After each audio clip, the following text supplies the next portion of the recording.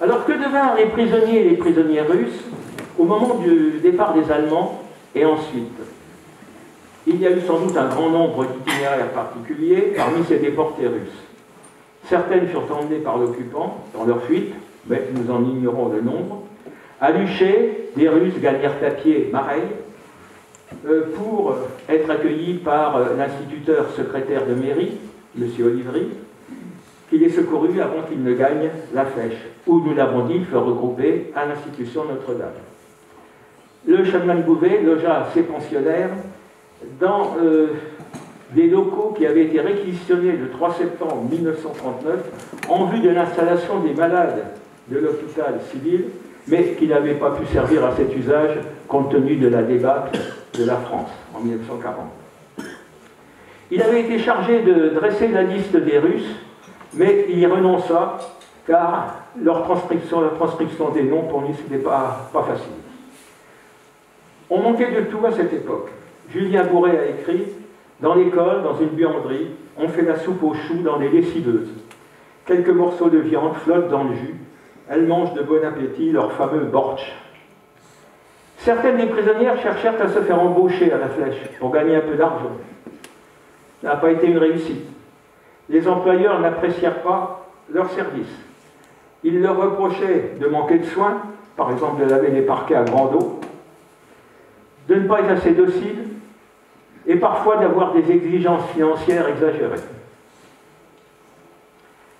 C'est à l'automne 1944 que le chanoine Bouvet fut averti que les Russes allaient bientôt partir. Il réussit à obtenir le droit de puiser dans un stock de couverture entreposé par les Allemands à Notre-Dame et dont les autorités s'étaient saisies au moment de leur départ. Il réussit donc à prendre dans ce stock un ensemble de 200 couvertures, ce qui lui permit d'en distribuer 2 à chaque prisonnier. Vint le 9 octobre, jour fixé pour le départ, qui donna lieu à des adieux émouvants que Jean Bouvet évoque ainsi dans ses souvenirs.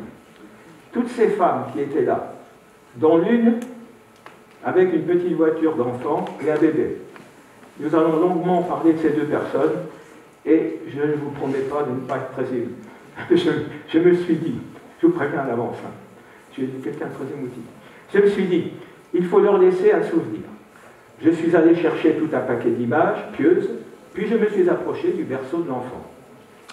J'en ai déposé une dessus et j'ai montré que c'était pour le bébé et qu'il fallait qu'elles en prennent chacune une. La mère a vu que l'image représentait Maria, c'est-à-dire Marie. Alors tout le monde, du côté des femmes, a fait cercle et a choisi une image, en accordant la préférence à celle qui était consacrée à Marie. Même une étudiante qui arborait l'étoile rouge depuis la Libération a pris sa Maria. Les hommes formaient un groupe à part. Leurs compagnes leur ont donné des images et ils ont rangé ça soigneusement avec leurs choses les plus précieuses. Et puis tout d'un coup, j'ai vu les femmes se rassembler à nouveau. L'une d'elles m'a fait un salut, m'a baisé la main et a prononcé un discours. Nicolas Kaskov, qui était là, a traduit, puis j'ai répondu, et il a traduit à nouveau. Si bien que nous nous sommes quittés, les meilleurs amis du monde. Une des femmes qui était restée à la cuisine pour aider est arrivée après la distribution. Il n'y avait plus de Maria. Elle a pris une image qui représentait le Christ au milieu d'un groupe d'enfants et elle a expliqué par geste qu'elle avait 10 enfants et que les Allemands les avaient tous massacrés. Nous venons d'évoquer la vie des Russes transplantés dans notre région en 1944 en traitant les choses de façon générale. Je vais maintenant parler d'une prisonnière russe en particulier, parce que son histoire et celle de son enfant sont à la fois émouvantes, exceptionnelles, et que j'y ai été mêlé. Suzanne Brodin était une des filles du directeur du Prytanée, Alfred Brodin. Je vous signale au passage qu'Alfred Brodin est le seul civil à avoir jamais commandé le Prytanée, établissement militaire. C'était pendant l'occupation. Elle voulait être assistante sociale, Suzanne Brodin. Au sein du groupe des prisonnières qui logeaient rue du Collège, son attention avait été attirée par une femme enceinte dont manifestement l'accouchement était proche. Elle réussit à intéresser à son sort une personne qui obtint que la future mère soit admise à la maternité de la Flèche. Cette future mère s'appelait Valentina Nekrasova. Elle avait un peu plus de 28 ans. C'était une institutrice qui s'occupait dans son pays d'enfants en difficulté, en l'occurrence de sourds-muets. Comme certaines de ses compagnes, elle était originaire d'Ostrov. Alors Ostrov, c'est une petite ville de l'oblast. L'oblast, c'est une circonscription administrative russe. Donc Ostrov était une petite ville de l'oblast de Pskov, qui comptait environ, je parle d'Ostrov, 13 000 habitants en 1939. Quant à Pskov, dont nous reparlerons, c'est une très grosse ville aujourd'hui, plus de 200 000 habitants, située à 50 km de la frontière avec la Lettonie. Valentina Nekrasova, revenons à elle, pensait que son mari, Vladimir, un instituteur, était mort, car les Allemands avaient massacré une partie de la population et avaient déporté l'autre. Elle-même avait été transférée à Riga avant d'être acheminée en Sarthe. Alors, une petite parenthèse, je vais même en faire deux. La première petite parenthèse, c'est qu'il semble que son mari, Vladimir, est échappé aux Allemands, mais il n'a pas échappé au Goulag. Il est vraisemblablement mort au Goulag. Et quant à Valentina, elle n'a jamais parlé de son père à sa fille. Donc, je pense sérieusement que sa fille, c'était l'enfant d'un viol par les Allemands lors du trajet qui avait duré quand même un certain nombre de mois. Et ça correspond dans les dates pour un enfant qui serait né un peu en avance par rapport aux 9 mois traditionnels, mais les 9 mois ne sont que traditionnels, hein. Il peut y avoir des naissances un peu avant. Mais ça n'est qu'une hypothèse. Par contre, la mort au Goulag de son mari, là, c'est beaucoup plus certain. Alors, à son arrivée à la maternité, Valentina était misérablement vêtue. Lorsque les Allemands quittèrent la Flèche dans la nuit du 7 au 8 août 1944, ils vinrent frapper à la maternité, sonner, pour récupérer Valentina. Mais personne ne vint ouvrir, et comme ils étaient pressés, ils sont partis en laissant leur prisonnière. Cette prisonnière, 2 jours plus tard, le 10 août 1944, pratiquement à l'instant où les Américains entraient dans la Flèche, elle a mis au monde une petite fille qu'elle a appelée Oksana. Et dont s'occupèrent les religieuses, et une religieuse en particulier, Sœur Goubar. On peut passer à la suite. La suivante, c'est l'acte de naissance d'Oksana. Peu après cet événement, les camarades de Valentina se retrouvèrent à 17 et une petite fête fut organisée. Suzanne Brodin était bien sûr la marraine. La fête eut lieu chez l'un de ceux qui allaient, plusieurs années après, devenir l'un de mes collègues au Britannique, Maurice Etienne, professeur de mathématiques. Maurice Etienne et son épouse Gisèle avaient en effet recueilli chez eux la jeune femme et son bébé au sortir de la maternité. Monsieur et Madame Etienne avaient eux-mêmes 2 enfants, Nicole et Jean, et demeuraient au 16 de la rue de la Paix, une maison que j'ai achetée en 1967. C'est Valentina, donc, à la sortie de la maternité, et voilà la petite Oksana. Bon, pendant qu'on y est, on va continuer.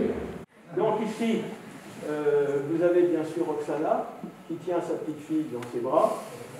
Ça, c'est Madame Etienne, et puis son fils, Jean. Suivant.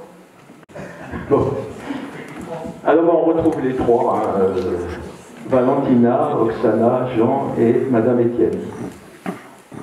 On retrouve Oksana au centre, et puis après on a des amis de Valentina. C'est toujours des amis de Valentina. Le bébé, si vous le devinez, il est là. Il y a toujours Jean-Étienne, mais... Puis une vieille femme, je crois que c'est celle dont les 10 enfants avaient été massacrés par les Russes. Alors, après on s'arrêtera.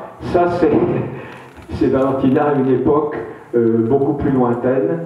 Donc Valentina est retournée bien sûr en Union soviétique, le monsieur vient de raconter, et elle est morte d'un cancer, je ne sais plus à quel âge, je crois entre 50 et 60, et vous me croirez si vous voulez, mais jusqu'à la fin, elle a été embêtée par les autorités russes parce qu'elle avait été emmenée en France. Parce que vous savez que pour le régime stalinien, et aussi un peu pour les régimes qui ont suivi, tous ceux qui avaient quitté la France, même si c'était ô combien à leur corps défendant, ils étaient considérés comme des traîtres.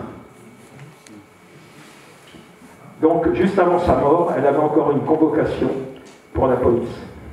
Bon, des relations chaleureuses s'établirent entre la famille Étienne et Valentina. Elle parlait un peu l'allemand et M. Étienne parlait aussi un peu l'allemand. Oksana fut malade. Elle souffrait des carences, finalement, des conséquences des carences alimentaires de sa mère.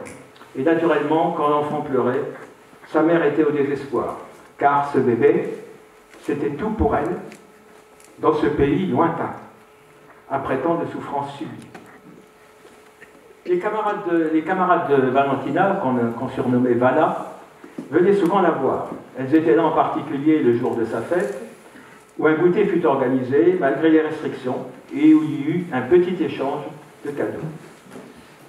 Suzanne Brodin était bien sûr présente lors du départ des Russes le 9 octobre 1944. Départ pour le camp de Beauregard, à Rocancourt, près de Versailles, où on les rassemblait avant leur retour en Union soviétique. Mais pour Suzanne Brodin, ce n'était pas un adieu définitif. En effet, elle avait gagné Paris pour y poursuivre ses études, et elle allait régulièrement rendre visite à sa petite protégée, à Rocancourt, où elle était toujours très bien accueillie. Elle raconte, Oksana grandissait, c'était un beau bébé, elle gazouillait, faisait des sourires. Elle avait un sens du rythme extraordinaire.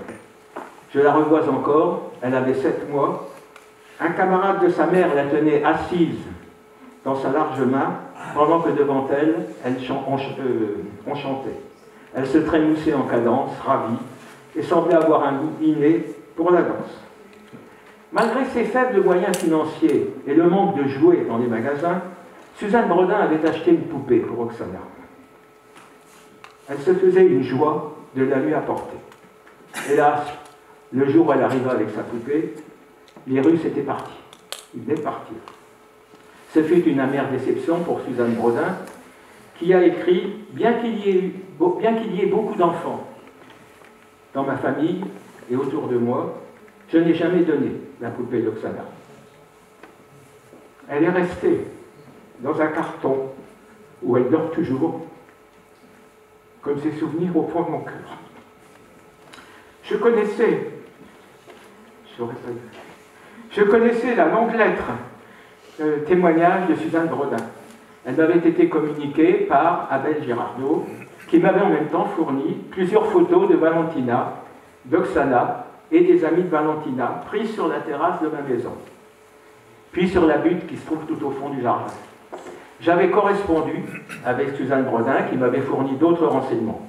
Mais je n'osais pas tenter de retrouver Valentina et sa fille, d'autant que je savais qu'Abel Girardot et René Perdrieux, que certains d'entre vous ont bien connu, notamment notre projectionniste, qui est sa voisine, ces gens-là s'y étaient risqués et ils avaient échoué. Honnêtement, il n'y avait même pas eu de réponse de la part des autorités russes en France. C'est alors, on était en 2006, que l'épouse du professeur de russe du Prytanée, Natacha Boignanguin, une russe, qui suivait les émissions de télévision de son pays, me dit « Il y a une grande chaîne de télévision en Russie, Russia, qui rayonne même sur les anciens pays satellites.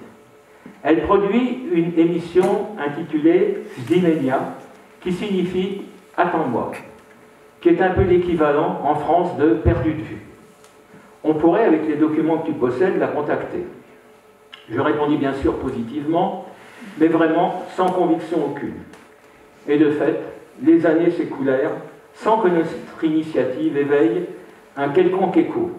Quand soudain, en août 2011, au bout de 5 ans, au bout de 5 ans après notre initiative, nous fûmes appelés par une journaliste russe, Vera Kutafina. Elle se disait intéressée et réclamait d'autres documents, si nous en avions, et une interview filmée de moi racontant les événements de 1944-1945. Nous fîmes appel à Sandrine Veil, une professeure enseignant l'option cinéma au lycée d'Estournel de Constant de la Flèche. L'enregistrement se fit dans une salle du château des Carmes, mais elle ne convint pas à la télévision russe. Nous refîmes donc un second enregistrement sur les bords du Loir, en y joignant cette fois des vues de la ville de la Flèche. Cette fois, ça convenait. Et c'est ainsi que pour la première et la dernière fois de ma vie, je suis passé sur une des plus grandes chaînes de télévision russes. Puis nous attendîmes de voir ce qui allait se passer, s'il allait se passer quelque chose. Et effectivement, le 21 novembre 2011, j'ai reçu un coup de fil de mon amie Natacha, me disant « Tu peux préparer une chambre, Oksana est retrouvée. » Pourquoi le cacher? J'étais suffoqué. Retrouvé 66 ans après, dans un pays de 150 millions d'habitants, ayant subi de profonds bouleversements politiques, une petite fille née à la Flèche, au moment de l'arrivée des Américains, c'était impensable. A priori, c'était impensable. C'était incroyable en tout cas. Mais je pense que quand on avait reçu le coup de fil nous demandant d'autres renseignements, ils avaient déjà retrouvé Oksana. C'était pour s'en assurer bien. Et d'ailleurs, après, ils nous ont envoyé eux-mêmes des documents qui recoupaient ceux que j'avais. Naturellement, nous invitâmes Oksana, qui habitait Pskov, à venir. Mais les choses traînèrent en longueur. Elle hésitait à entreprendre un si long voyage. Son mari était malade et nous avons cru le comprendre, il n'était pas très commode. Donc il n'était pas très chaud pour laisser partir sa femme.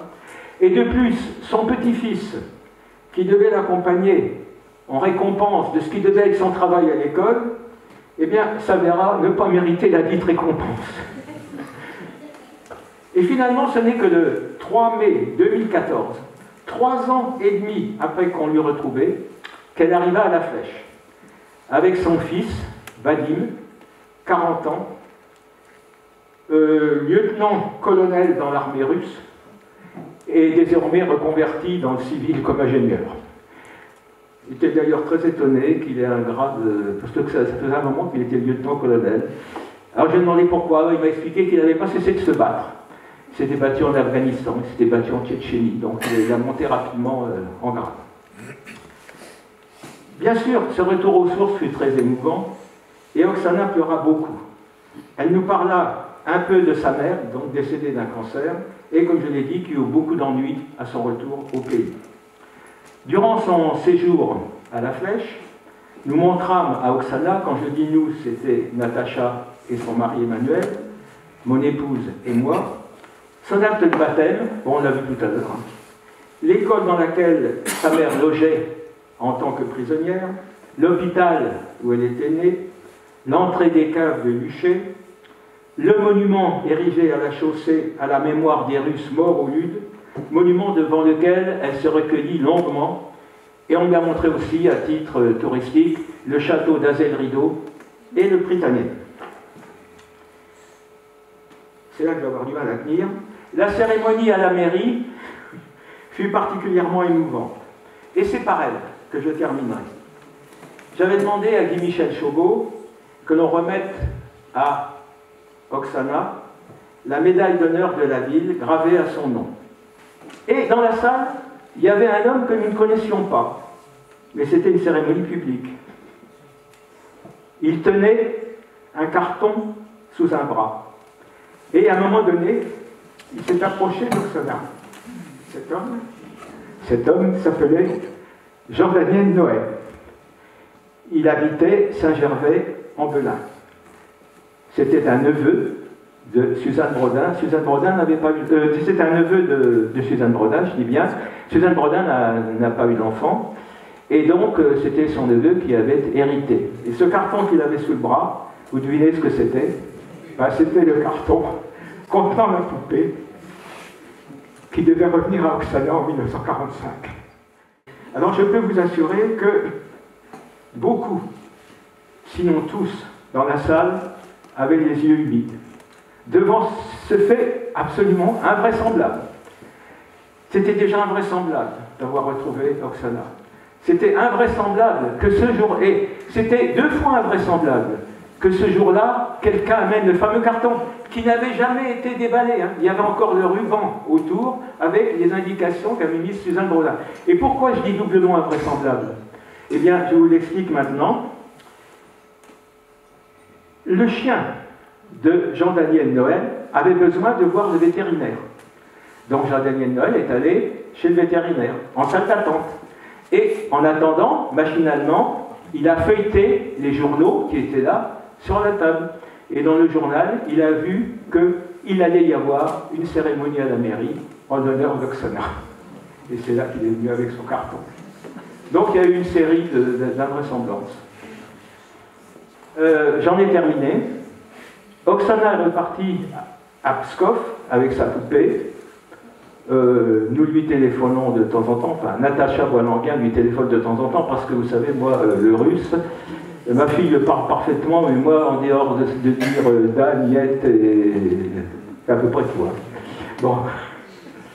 Et donc, Oksana est repartie à Pskov avec sa poupée et beaucoup de souvenirs.